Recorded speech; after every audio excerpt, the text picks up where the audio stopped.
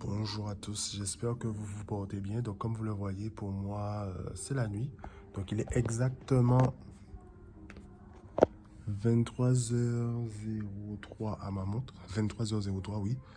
Je tenais à vous faire cette vidéo pour, premièrement, pour moi, pour que je puisse être un peu plus proactif. C'est-à-dire que je n'arrive pas à dormir. Tant qu'à faire, je vous crée du contenu. Et j'aimerais vous parler de certain nombre de façons de pouvoir investir en immobilier. Alors, de mémoire, il y en a...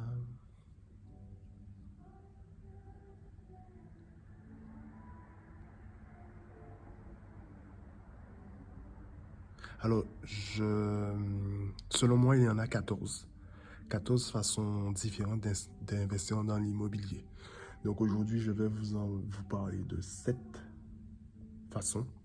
Et la semaine prochaine, on va discuter de 7 autres façons. En sachant que là, je vais juste être un peu évasif, donc je ne vais pas trop rentrer dans certains détails. Je vais juste vous faire, juste partager avec vous ces 14 façons de pouvoir investir en immobilier. Alors, évidemment, j'ai mon prompteur, je crois que c'est comme ça qu'on dit. Donc, si je me trompe, est-ce que vous pouvez mettre en commentaire la correction? Donc voilà, la première, la plus simple que vous connaissez certainement, donc c'est là, oui, la location nue. Donc c'est l'investissement immobilier que la plupart des personnes connaissent. On achète un bien pour louer à des particuliers le plus souvent et ils élisent domicile, résidence principale dans ce logement. Donc, selon moi, c'est toujours intéressant. Tout va dépendre de la rentabilité, mais on ne va pas trop rentrer dans l'aspect technique aujourd'hui. Et en termes de passivité, c'est relativement simple. Donc, ce que j'entends par passivité, c'est que c'est juste mettre à disposition le bien. Juste le bien, en sachant que moi, j'adore et j'aime quand les choses sont bien faites. Donc, c'est-à-dire que le respect du client, mais ça aussi, on va en parler après.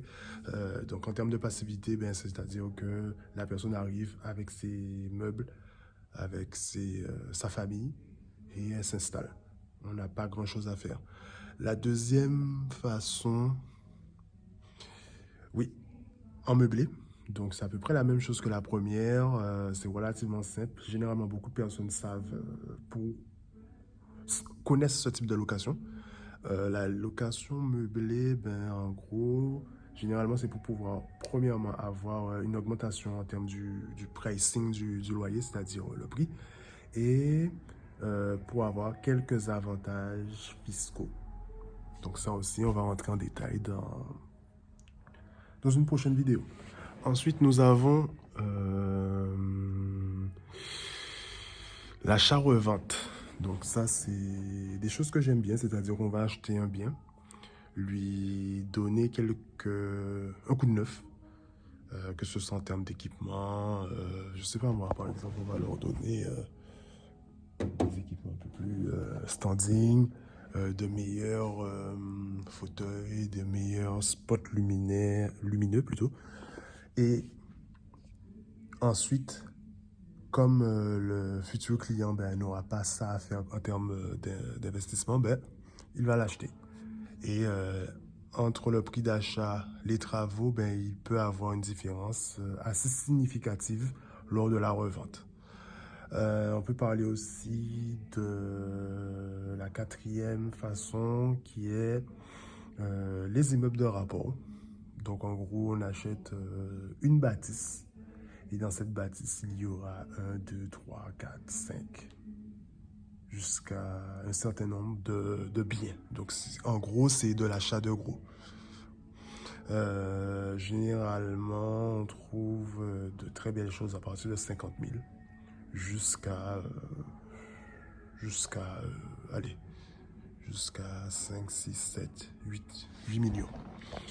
Alors, mis à part cela, il y a aussi la promotion immobilière, donc c'est quelque chose que moi j'adore. Je ne sais pas quand, mais il faudrait que je vous en parle un peu plus longuement de la promotion immobilière. Donc en gros, c'est avoir une vision, c'est avoir un projet et le vendre sur papier. C'est-à-dire que on a un projet de création d'un immeuble. Et dans cet immeuble, chaque appartement sera vendu. Mais c'est-à-dire que les clients finaux vont juste acheter le bien, la vision qu'on aura proposée. La personne n'aura pas à gérer les problèmes de construction, n'aura pas à gérer les délais entre guillemets parce que c'est le promoteur qui va s'en charger. Il a juste à donner de l'argent et acheter un bien. Ensuite, nous avons aussi la division de l'eau. Par exemple, plus communément, c'est acheter un terrain relativement grand, lorsque c'est possible, bien sûr, et le diviser en plusieurs lots pour pouvoir le revendre. C'est-à-dire que, vous le savez bien, acheter en gros, généralement, c'est pas cher. Et acheter au détail, ça revient à plus cher. Ensuite, nous pouvons parler aussi de la location saisonnière. Je pense que vous savez qu'est-ce que la location saisonnière. Donc, la location saisonnière, c'est louer à des touristes ou à des personnes qui souhaitent... à des touristes, on va dire. C'est simple que ça. Donc, ces différents types de modes d'investissement vous permettront d'aller beaucoup plus loin. Donc vous avez vu que d'ailleurs j'ai changé mon concept. Normalement, je devais le faire en marchant. Donc vous voyez, je ne perds pas les bonnes habitudes. Je me rappelle de mon concept et je le réalise. Donc j'espère juste que je vais jaser une personne. Et d'ailleurs, il faut que je fasse attention parce que avec le bruit de la musique, ça risque de ne pas le faire. Donc oui, je vous disais. Vous avez vu qu'il y a différents modes d'investissement en immobilier. Là, c'est juste comment dire? C'est juste donc là, c'était un coucou à la femme de la sécurité. Bref. Donc derrière moi, vous verrez le tram. Donc là, je suis à Bordeaux. Bref. Oui, donc oui. Le but du jeu, là, c'est de vous désensibiliser à l'investissement immobilier, à vulgariser la chose, à expliquer les choses un peu plus simplement. Je me perds presque dans mes mots. Tout ça pour dire que généralement, j'ai beaucoup d'idées qui arrivent les unes derrière les autres. Mais bon, là, actuellement, ce sont les premières vidéos que j'ai décidé de faire réellement. Et la chose est la suivante, c'est que il faut que je puisse me corriger entre-temps. Donc, la vidéo, elle va être postée telle qu'elle. Mis à part cela, j'espère que la vidéo vous a plu. Je vais tourner une deuxième vidéo. J'espère que je pourrai aller... Ah non, ça a été fermé. Je ne peux pas aller vers la piscine. C'est dommage. Bon, demain matin, j'espère pouvoir vous faire cette vidéo. Et je vous souhaite une très bonne journée, une très belle soirée. Là où vous vous trouvez, le but étant d'apprendre et d'apprendre à nouveau.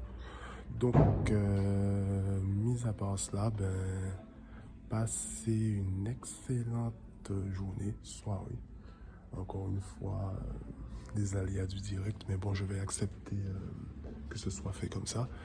Et je vous dis à très bientôt.